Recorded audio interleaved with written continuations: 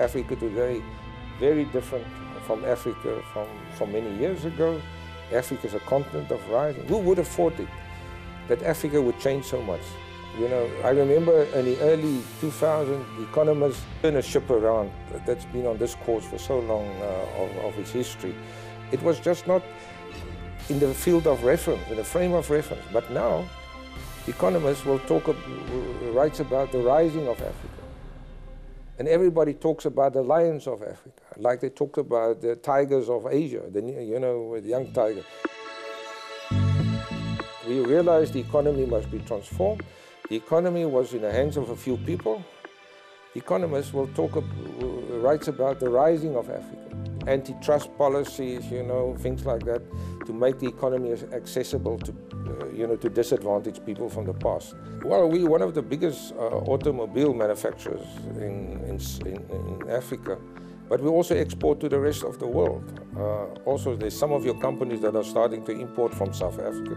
We mine the deepest in the world, whether it's gold mining, platinum, iron ore, coal, manganese, and a lot of those products find their way to Ukraine. But what I'm happy to say, we're also a big agricultural country, and we are the world producer of some of the world's finest wines in the world. And a lot of those wines are finding their way to Ukraine. I'm very happy about that. We have a very good judicial system in South Africa. Even during the days of apartheid, the judicial system was regarded with high respect. And then you had people like Mandela, who was, I must say that is one of our strengths is the rule of law. People understand the concept of the rule of law.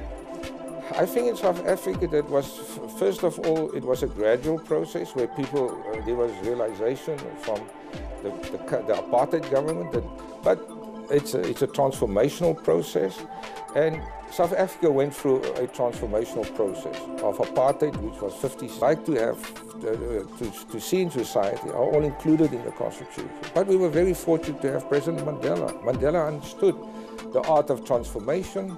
It's not only legal transformation, but it's also the transformation of people's thinking and to build a new society. And he played not only a presidential role as an official president, but a symbolic role for transformation. He would speak to his biggest opponents. He would speak to them. And people criticized him for that. But he's always said we must be an inclusive society and everybody must share in the new South Africa. I had the opportunity of being in President Mandela's presence 3 times. And I'll tell you one small story from President Mandela.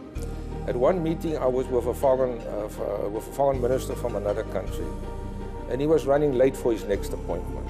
And as we left his office, he must please hurry up, you're late for your next appointment. At the same time, a few people that were blind came in through the back door and he said, who are those people? They said, President, they just came here to say hello to you. He stopped everything and he went to talk to them for a few minutes, but can you imagine the impact that here's President Mandela, he stopped his whole itinerary, his schedule, to go and talk to a few people.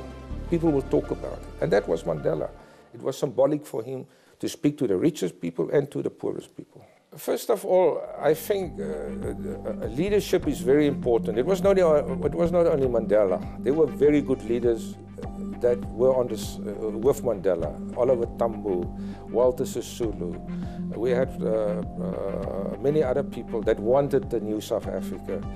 And Mandela was very good. We built a new South Africa from the bottom up. I'm glad to see that Africa has changed a lot.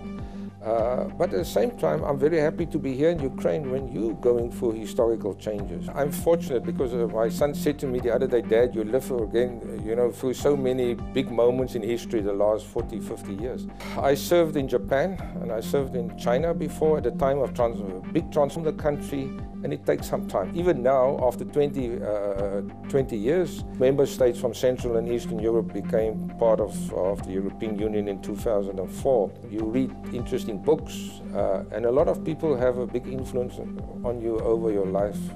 So we live in a strange transformational period. Where it will end, I don't know. That makes the life of a diplomat exciting, is that you live in history, through history, and sometimes you contribute to history. I'm very glad that I could live in an era like this. I grew up in the Cold War era. You know, we thought it was a very dangerous period and so on, global superpowers. My previous colleague said to me, you know, that very little of the Orange Revolution left is in a strange way moving apart. So what do we see? Because of this moving apart, it's a very fractured world, and we see more the rise of politics that we move our focus from common problems to our own national interests most of the time. And also it has an implication for international law. So people now determine what I did say is international, that's international law. So it creates problems. We have still, in a sense, we're moving, you know, we don't focus our attention and all our resources on our common problems, but we tend to focus on our unique challenges that we would like to address. You know, I served previously at the EU in Brussels, and at that time it was from 2004 to 2008, and it was the time of the Orange Revolution.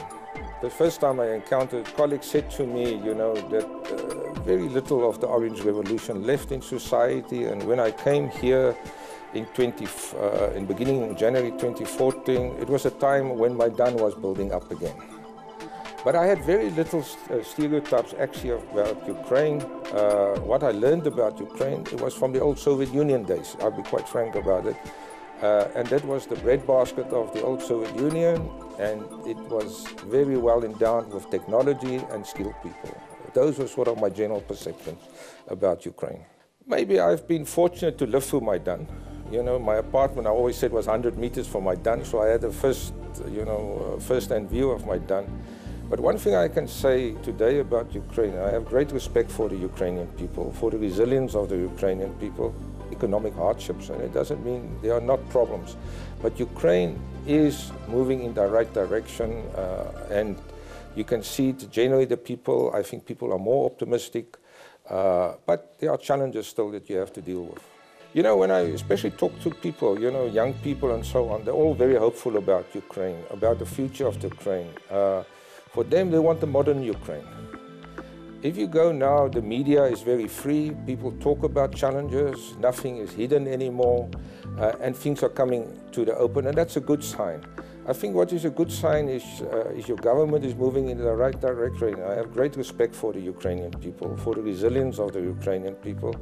And I think the Ukraine of 2014, although you're going through a very difficult transformation period, South Africa went through a transformational process of apartheid, which was 50 years nearly. We had to transform the country, and it takes some time. Even now, after 22 years, we still have to transform. It's never finished. I think like any country, Africans generally are very attached to their families. South Africans are attached to sport. They like outdoor life because of the climate. And South Africa is a beautiful country. It's one of the most beautiful countries in the world, people say. And many international surveys prove this.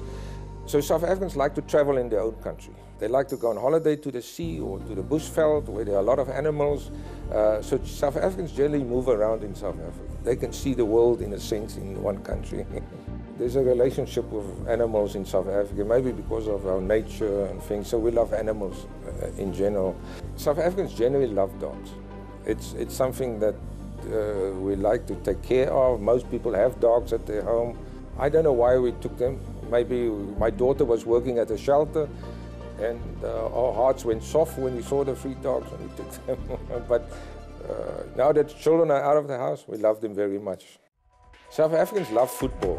We're not the best in the world, but we love it, the football. I think the 2010 Football World Cup was one of the big moments in the history of South Africa after apartheid, after the birth of the new democratic South Africa.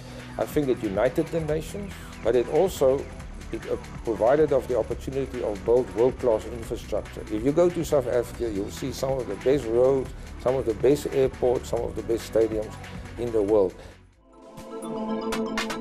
Ukraine is for me a very beautiful country. You know, I come from a country that's very beautiful, but we're also semi-desert areas, a large part semi-desert. For me, the green is incredibly beautiful, but also the different cultural aspects you can see in Ukraine. When I go to Odessa, I see a different part of Ukraine. I go to Lviv, I see a different part. But what I'm very happy about in my conversation with people, whether it's from the central parts of Ukraine, from the west and the east, Ukrainians have now a very strong sense.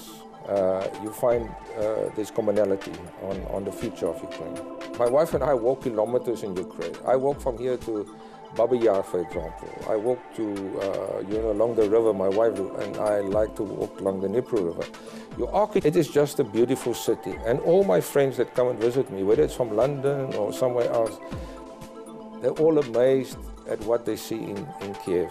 It's an undiscovered jewel of this part of the world.